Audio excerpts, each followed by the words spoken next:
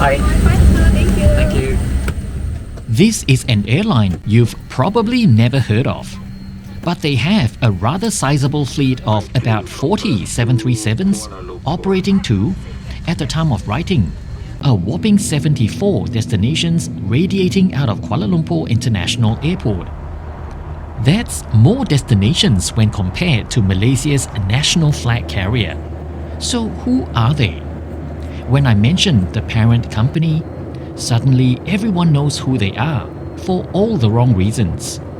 So let's take a deep dive into this subsidiary, one of the region's most mysterious hybrid airline called Batik Air. Bye-bye.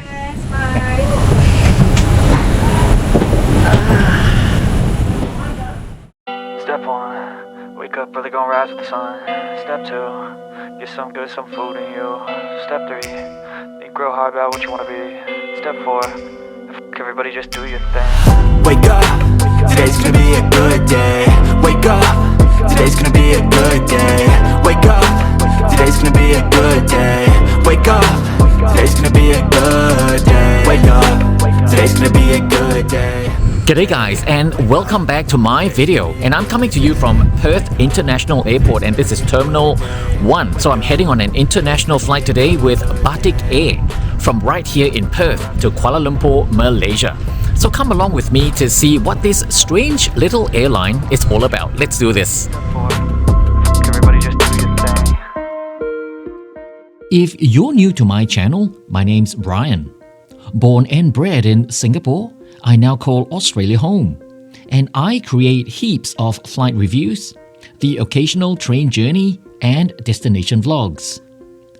This travel series will see me touch down in Perth, and from there I fly to Malaysia, where I get on a couple of domestic flights. I then fly to Singapore, but not in the way we normally do. I fly back to Australia the long way, via an overnight stop in the Philippines, where I then get on the final long-haul red-eye to the land down under. These videos will be linked in the description in chronological order as and when they're published. Make sure you hit subscribe and the bell icon so you'll get notified whenever an episode goes to air. Even better, become a member of my channel for early access to these videos. So without further ado, let's get this video started.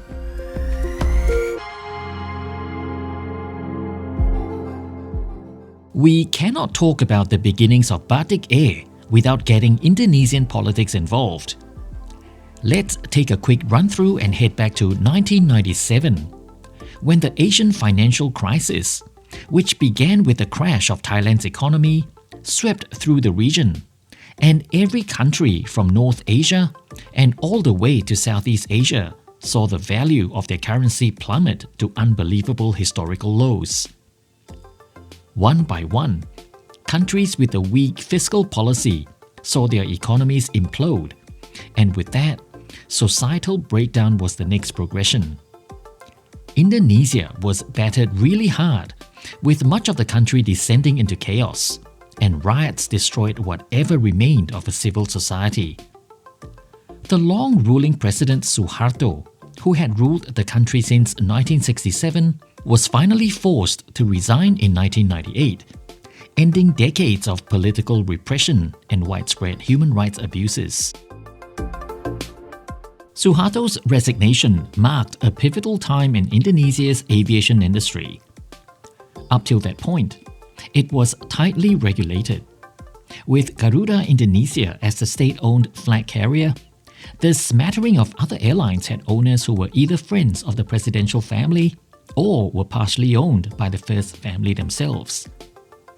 These airlines were largely basket cases and never really made any money. Up till then, anyone who wanted to start a substantial company would usually have to get the presidential family involved by gifting a portion of shares. For example, Suharto's wife, Raden Ayu Siti Hartina, widely known as Ibu Tien, also held the nickname Ibu 10% because she would be gifted 10% of whatever company shares there was out there in order for the business to have a smooth road to formation. This made the presidential family incredibly wealthy. With Suharto's family out of the way, this led to the deregulation of Indonesian skies because there were suddenly no longer any restrictions on who wanted to start an airline.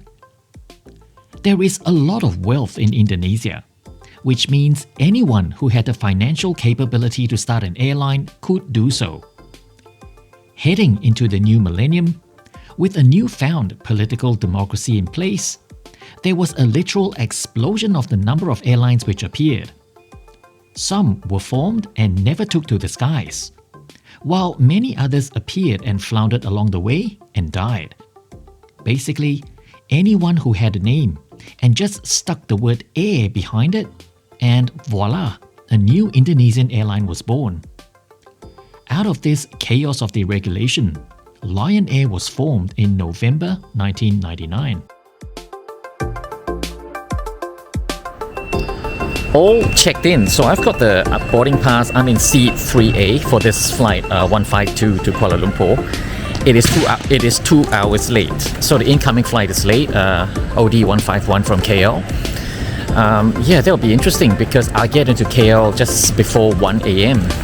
and then by flight, the next flight to Kota Kinabalu leaves at 8 in the morning. So it's a comfortable connection. It just means I won't have a lot of time to sleep at the hotel. That's the risk of self-connecting, which is what I'm doing. Anyway, so all checked in now. So let's see if they'll let me into the lounge, because according to their system, I don't have lounge access. But I've got an email from trip.com, which I booked it through, and I've actually selected lounge access. So let's see what happens at the lounge. So let's head to airside now. This is something noteworthy. When you book a business class seat with Batik Air, this reservation is unbundled. So if you'd like access to the lounge, it's an extra top-up. I paid an additional 38 Australian dollars for this access, and flying out of Perth International Airport at Terminal 1, Batik Air uses the Aspire Lounge. And seeing how this flight has been delayed by 2 hours, I'd say this was $38 well spent. In the chaotic deregulated Indonesian skies, safety became an immediate issue. For a country which is used to the common practice of under-table money, inspections were passed, licenses were issued, and safety breaches left unattended. One could argue authorities could not cope with the onslaught of airlines getting formed. Lion Air, in its early days, wasn't exactly immune from these safety issues. I personally flew one of their second-hand MD-80s in 2003 without a seatbelt, and the PA system shorted out mid-flight, which meant there were no announcements about preparing the cabin for landing.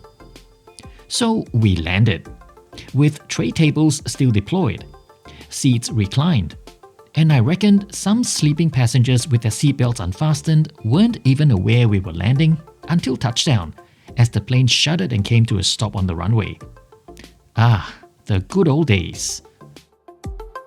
While Lion Air is a low-cost carrier, during its lifetime, it has toyed with the idea of offering a premium cabin, because there was surely a market for it. On the airline's 747, yes, they acquired a couple of these for long-haul flights to Saudi Arabia. It featured a premium cabin for an extra fee. Therefore, after a couple of years dabbling into this idea, the Lion Group decided to form Batik Air in 2012, officially entering the full-service arena. When Batik Air was formed, the Lion Group had by then become the largest privately owned airline in Indonesia, surpassing Garuda Indonesia in both fleet size and financial performance. Batik Air immediately went to work, replicating much of Lion Air's network to give customers a choice of both low-cost and a full-service option. During its formation, there was even an order for 5 Boeing 787 Dreamliners, in line with their long-haul expansion plans to Europe. But seeing how Indonesian carriers were blacklisted from EU due to safety concerns, the Dreamliners were never delivered. We're now in the early 2010s, and the trend was for airlines to have offshoots based in airports outside their country of origin. Air Asia, based in Malaysia, they alone have affiliates in 6 countries. Lion Air also has an offshoot based in Bangkok's Don Mueang Airport. So in 2012, the Lion Group, in partnership with Malaysia's National Aerospace and Defence Industries, came together to form Malindo Air. Malindo being a combination of the names Malaysia and Indonesia. Malindo's formation was set to challenge Malaysian aviation's dominance of the low-cost segment by Air Asia and also disrupt the full-service monopoly held by Malaysia Airlines. So Malindo's mode of operations is one of a hybrid model. A low-cost setup with a business class cabin, baggage allowance, and seat allocation thrown in. While the Indonesian Aviation Authority had a Wild West feel to them, the Civil Aviation Authority of Malaysia, CAAM, wasn't one to be messed with. Therefore, the new airline had to be properly certified for safety above everything else. From the get-go, the airline was expansion-focused, seemingly adding new destinations every other minute. The goal was ambitious, to have a fleet size of 100 aircraft by 2020. The growth trajectory was also very impressive. Just before COVID struck, the airline was serving just under 60 destinations across 16 countries.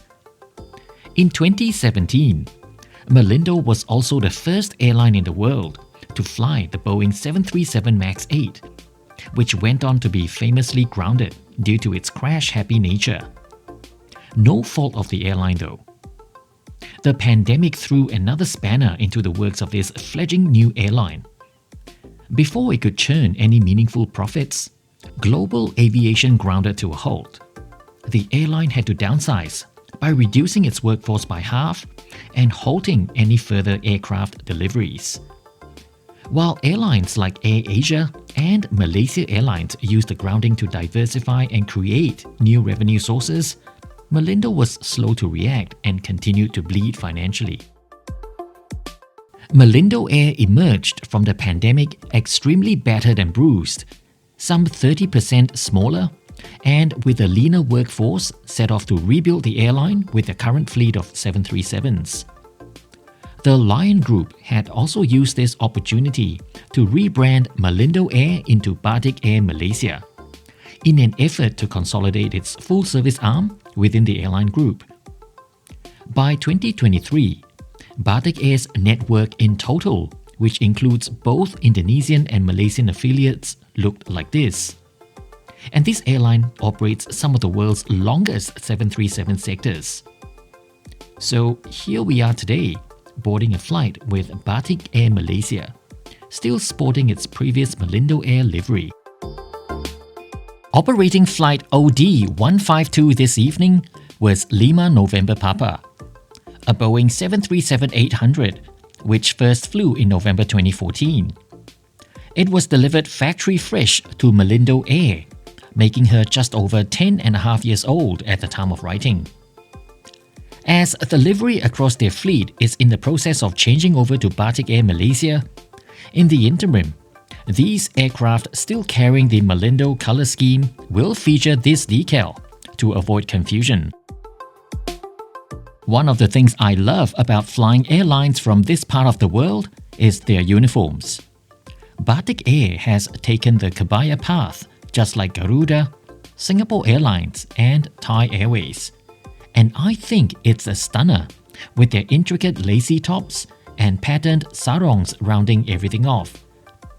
Uniforms for the male crew don't look too bad either. Most of the airline's 737s come with 12 business recliners in this soothing beige leather. Interestingly, there are 14 MAX 8s which are all economy with no IFE screens, and those were transferred directly from Lion Air. So much for being full service. Anyway, these seats are really wide and very comfortable, with extremely supportive footrests. The pitch is acceptable for short to medium haul flights, but I think I would struggle on a longer one from the 6-hour mark. Recline is also rather decent, and the comfort is enhanced with this adjustable headrest. A very fluffy pillow has already been placed on the seat for your perusal. Charging ports come in the form of universal ports and a USB slot. Just before pushback, our welcome drinks came in the form of OJ or water and a packet of mixed nuts. Not bad at all. By the time we were ready to get going, it was 2 hours 10 minutes late. Bearing in mind there was no acknowledgement about this delay from the crew throughout this flight, which was disappointing. Although I did receive an SMS and email this morning though. I believe this aircraft had come in late from another destination, resulting in the late departure from Kuala Lumpur for this flight. Either way, I'm just glad I had padded my connection very nicely.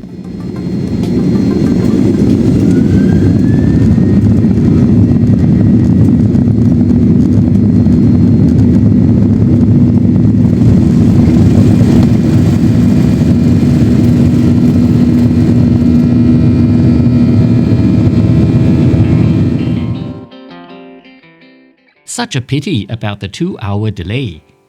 I was really looking forward to some sunset scenery out of my window. OD 152 would head north to Ellenbrook after takeoff, and the flight path would skim the coastline of Western Australia before heading out over the Indian Ocean towards the Indonesian archipelago. Over southern Sumatra, we would continue towards Singapore, Johor Bahru, and then heading past Seremban and looping around Putrajaya before landing at KLIA from the north. Completing this journey in 5 hours 20 minutes, clocking a distance of just over 4,100 kilometers.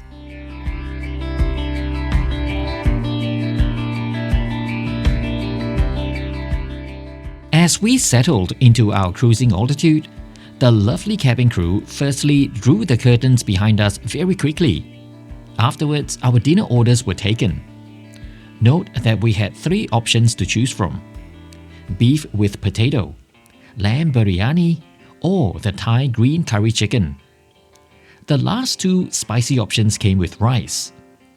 As I was beginning my trek through Asia with this flight, I thought I'd stretch my Aussified tummy into some spice tonight. Between the lamb and chicken, it was a tough choice. I don't expect an airline based out of Malaysia to screw up curries.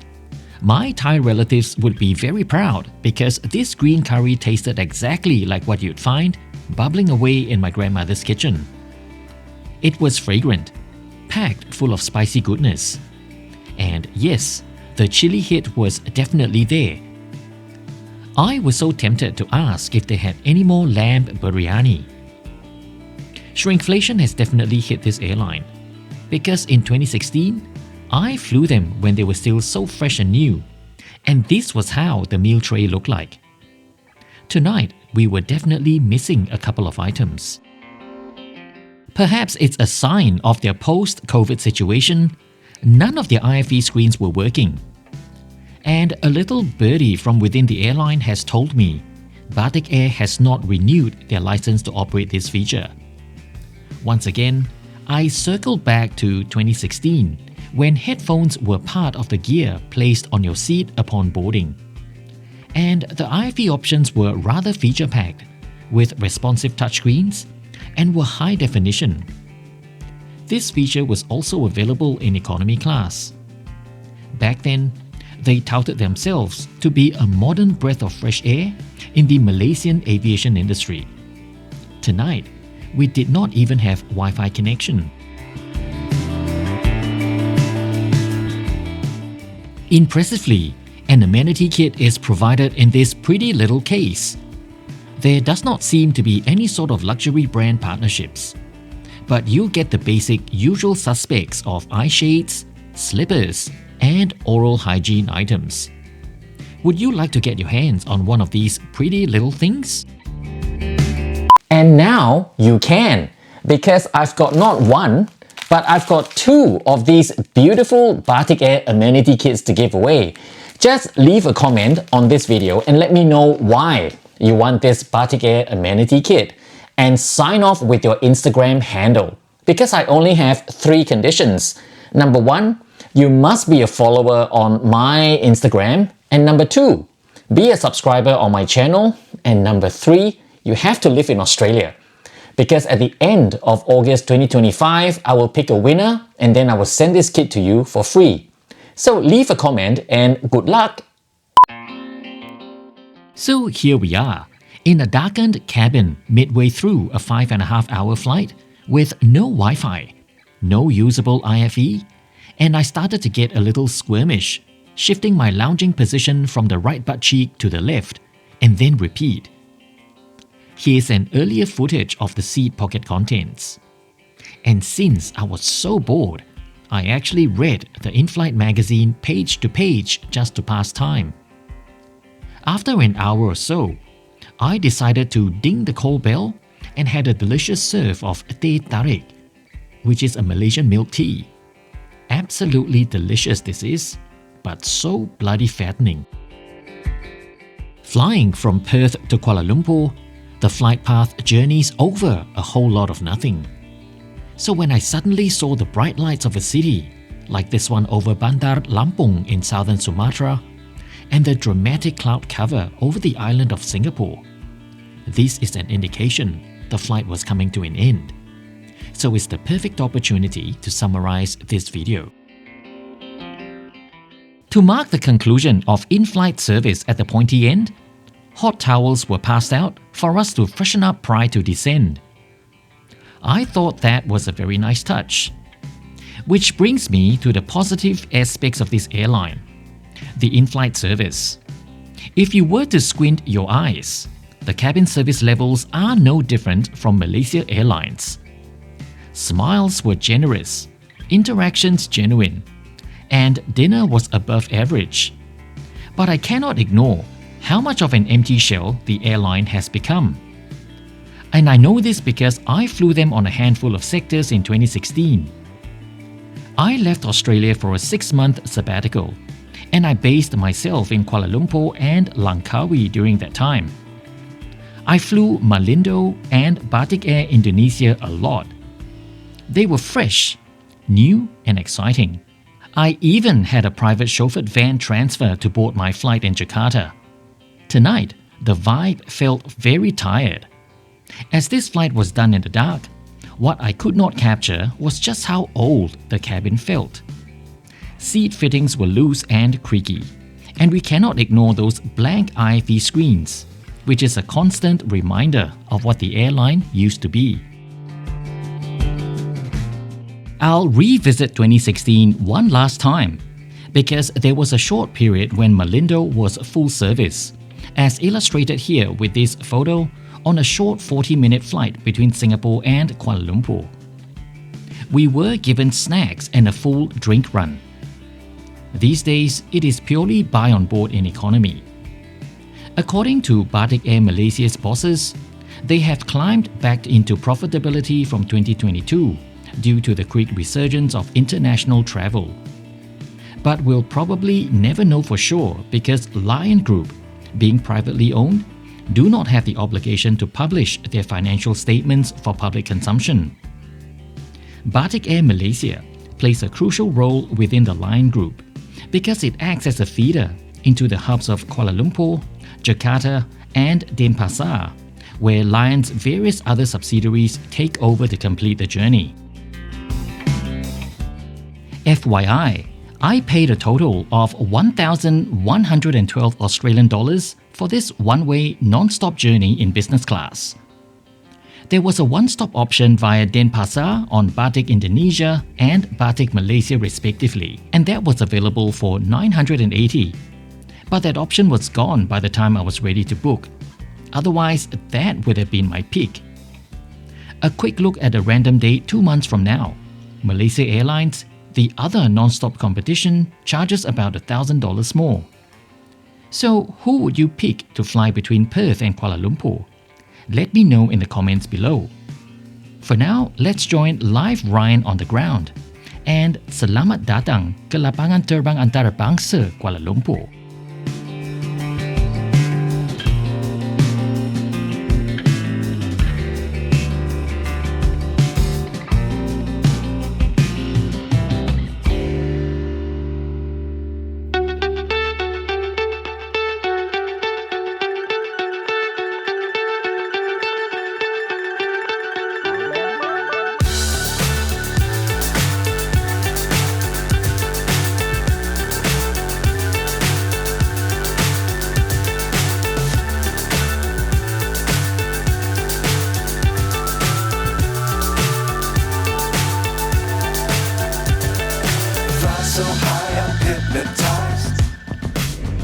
And welcome to the Sama-Sama Express Hotel here in Kuala Lumpur International Airport. So that was my flight with Batik Air from Perth. It was seriously delayed. It is now just before 2 a.m. So we landed at just before 1 a.m. It's taken me about 40 minutes to settle my admin. I went to get a SIM card, had my boarding passes printed for tomorrow's pair of flights, and then to the hotel. So it took me about 40 to 45 minutes to get all those things sorted. So here I am, ready to rest after a very, very long day of travel. Yeah, so that was my experience with Batik Air. It's a pretty decent outfit, I think, for the price that you're paying. So would you fly with Batik Air, looking at the kind of value they give you for the kind of product that they have? So let me know in the comment section what you think about Batik Air, because I'm pretty eager to hear from you. So for now, I've chucked details of my Instagram on your screen. Just hit me up there, chuck me a follow, so you can come along with me on my travels in real time. Of course, do not forget to hit subscribe and the bell notification icon, and I'll see you for my next video. Bye!